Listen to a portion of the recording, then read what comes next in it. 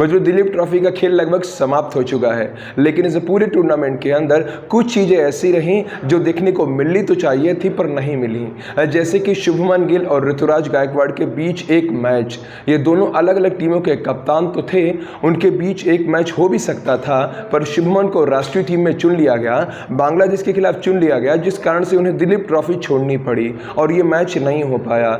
इस तरह से एक चीज़ और देखना चाहते थे लोग, और वो है रियान की गेंदबाजी।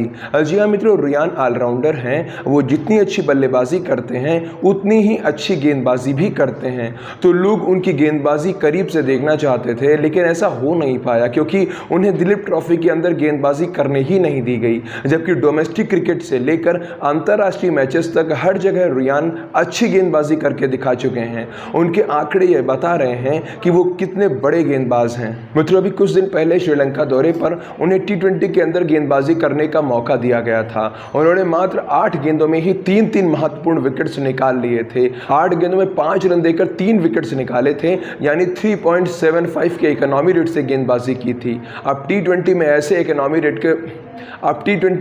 इकोनॉमी रेट के साथ गेंदबाजी करना बहुत बड़ी बात होती है। इसी तरह से श्रीलंका के खिलाफ खेले गए आखिरी वनडे मैच में जहां पर रियान को गेंदबाजी करने का भी मौका मिला था, तो अपने डेब्यू मैच में ही उन्होंने जबरदस्त खेल करके दिखा दिया, वहां भी 3 विकेट्स निकाल लिए। अब रियान पराग ने इन मैचेस में बल्लेबाजी से भले ही कोई कमाल ना किया हो, पर अपनी गेंदबाजी से जरूर कमाल करके दिखाया है। इसीलिए माना जा रहा था कि उन्हें दिलीप ट्रॉफी के अंदर गेंदबाजी तो जरूर कराई जाएगी, फिर भले ही बल्लेबाजी करने का मौका ना मिले। लेकिन ऐसा लगता है कि किसी को भी रियान की गेंदबाजी पर भरोसा ही नहीं था। रियान पराग दिलीप ट्रॉफी के अंदर इंडिया ए टीम का हिस्सा थे, जिसके कप्तान शुरुआत में तो शुभमन गिल थे, फिर बाद में मयंक अग्रवाल बनाए गए। तो ना तो शुभमन ने और ना ही मयंक ने, किसी ने भी रियान की गेंदबाजी पर भरोसा नहीं जताया, किसी ने भी रियान को गेंदबाजी करने का मौका दिया ही नहीं। शुभमन ने बस 4 या 5 ओवर उनसे करवाए, 4 या 5 ओवर करने का मौका दिया, तो वहीं मयंक ने बस 1 या 2 ओवर करने का मौका दिया। जबकि रियान पराग ने सेकंड राउंड की आखिरी पारी में मात्र 2 गेंदें फेंक कर ही आखिरी विकेट निकाल लिया था, जीत के हीरो बन गए थे वो। इसके बाद लगा था कि शायद उन्हें तीसरे राउंड में गेंदबाजी का मौका मिलेगा, लेकिन ऐसा हुआ नहीं।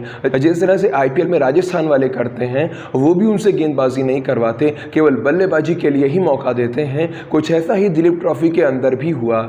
इन सबको देखकर लगता है कि गौतम गंभीर वास्तव में भारतीय टीम के एक अच्छे कोच सिद्ध होंगे, क्योंकि उन्हें खिलाड़ियों के टैलेंट की परख है। वो गंभीर ही है जिन्होंने रियान की गेंदबाजी पर भरोसा जताया, उन्हें लगातार गेंदबाजी करने का मौका दिया। गेंदबाजी रियान का छुपा हुआ टैलेंट है, ये रियान का एक एक्स फैक्टर है, जिस कारण उन्हें आगे चलकर लगातार मौके मिलेंगे। ये केवल मैं नहीं कह रहा, बल्कि कई सारे बड़े बड़े क्रिकेट विश्लेषक भी ये कह चुके हैं। रियान पराग अपना यही टैलेंट डोमेस्टिक क्रिकेट के बाद में लगभग भूल से गए थे, क्योंकि उन्हें ये टैलेंट दिखाने का कभी मौका ही नहीं मिला। गंभीर के कारण उन्हें अंतर्राष्ट्रीय मैचेस में अपना टैलेंट दिखाने का मौका मिला, लेकिन अब दिलीप ट्रॉफी की जब बात आई तो यहाँ भी रियान पराग को अपनी गेंदबाजी दिखाने का मौका नहीं मिला। वो गेंदबाजी से कोई कमाल नहीं कर पाए। अब अगर उन्हें बांग्लादेश के खिलाफ T20 मैचेस के अंदर चुन लिया जाता है, तो हो सकता है गंभीर फिर से उन्हें मौका दें अपनी गेंदबाजी करने का। वैसे रियान के लिए ये दिलीप ट्रॉफी इतनी अच्छी नहीं रही।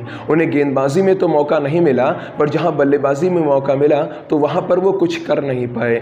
दिलीप ट्रॉफी की 6 पारियों में से 5 में वो नाकाम रहे। अपनी आखिरी पारी में उन्होंने ज़रूर 73 रन बनाए, शानदार अर्धशतक लगाया, लेकिन 5 मौके उन्होंने गंवाए हैं। तो मित्रों, देखते हैं अब रियान हमें कब और कहां देखने को मिलते हैं।